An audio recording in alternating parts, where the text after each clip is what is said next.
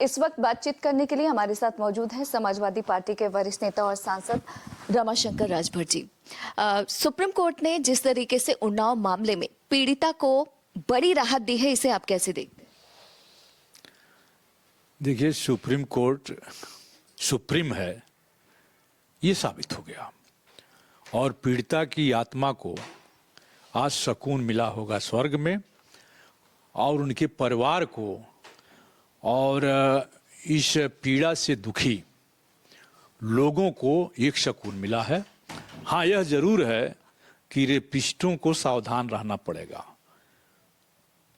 Rapist थाने स्तर पर सत्ता का संरक्षण पा के बच जाते हैं, छोटी अदालतों में सत्ता के संरक्षण पा करके बच जाते हैं, लेकिन संविधान जिंदा है और माननीय सुप्रीम कोर्ट ने साबित कर दिया कि संविधान जिंदा है और सुप्रीम कोर्ट ही सुप्रीम है। इसलिए रेपिस्ट सावधान रहें, अनर्गल हथकंडों को अपनाकर बचने का प्रयास न करें, नहीं तो कानून उन्हें माफ नहीं करेगा।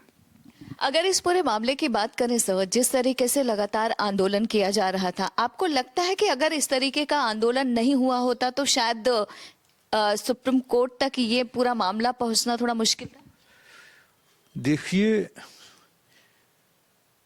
आप देख रही होंगी कि देश में जब आंदोलन किसी भी इश्यू पर हो रहे हैं तो पुलिस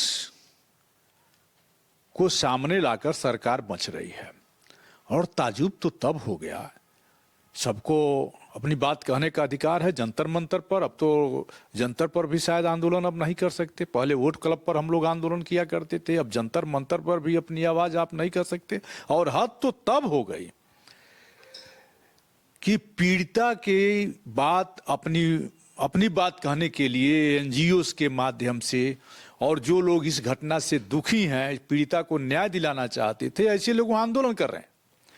और वहां पर ऐसा मन बढ़ गया है भारतीय जनता पार्टी का के कार्यकर्ताओं का कि वो घोषित रेपिस्ट के समर्थन में भारतीय जनता पार्टी जिंदाबाद का नारा लगा रहे हैं। और पूछा तो किसी अखबार वाले ने, मैंने वीडियो पर देखा, जब जिंदाबाद का नारा लगाने वाली एक महिला से एक अखबार वाले ने पूछ लिया कि आपकी बेटी के साथ ऐसा किया होता तो क्या होता, वो महिला भाग खड़ी हुई। तो कितना मनोबल बढ़ा हुआ है सत्ता संरक्षित अपराधियों का कि वो, अगर आप आंदोलन करेंगे, मैं कई घटनाएं बता दूं अपने क्षेत्र के, लोग मारे जाते हैं और थाने पर जाके अपराधी कह रहा है कि एफआईआर लिखाने आए तो तुम्हारी हाथ गोड़ तोड़ दूंगा।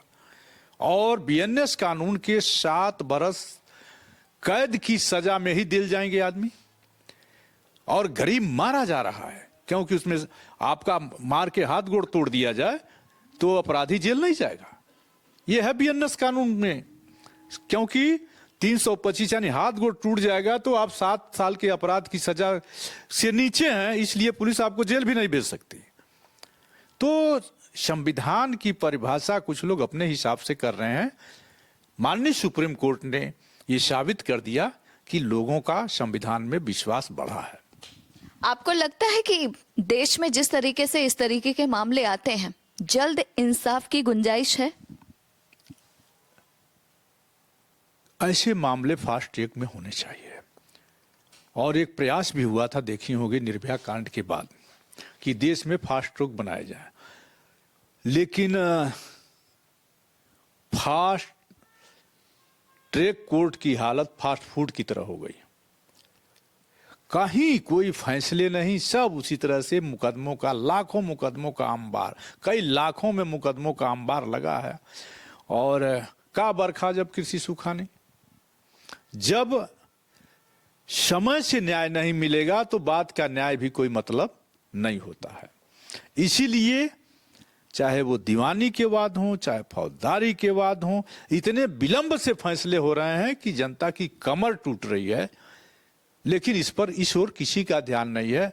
किसी की भी सरकार हो, अभी तो वर्तमान सरकार की जिम्मेवारी है, इतने संसाधन उपलब्ध कराए कि कानून के मकड़ जाल में जो जनता है वो न फंसे, उसको न्याय मिल जाए। विलंब से दिया हुआ न्याय किसी काम का नहीं है और उसी का खामियाजा भारतवर्ष भुगत रहा है। इसके अलावा देखा जाए योगी सरकार ये दावे करती है कि उत्तर प्रदेश में सभी लोग महफूज हैं, सुरक्षित हैं, लेकिन पीड़ित परिवार का ये कहना है कि उनको जान का खतरा है। उत्तर प्रदेश में वो सुरक्षित महसूस नहीं करते। उत्तर प्रदेश में आपको लग रहा होगा ना, क्योंकि भाजपा ये कहती है कि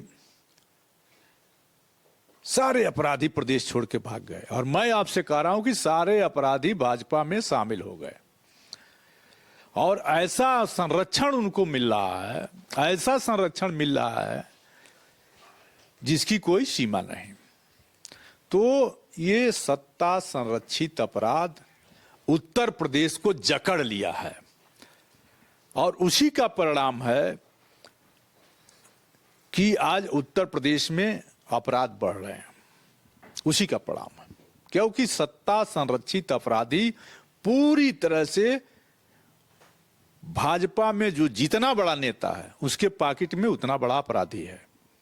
यह है उत्तर प्रदेश की हालत। इसके अलावा देखा जाए अरावली पहाड़ी को लेकर सुप्रीम कोर्ट ने ही अपने ही फैसले पर फिलहाल रोक लगा दिया है, इसे आप कैसे देखते हैं? माननीय सुप्रीम कोर्ट ने दिल्ली को बचा लिया,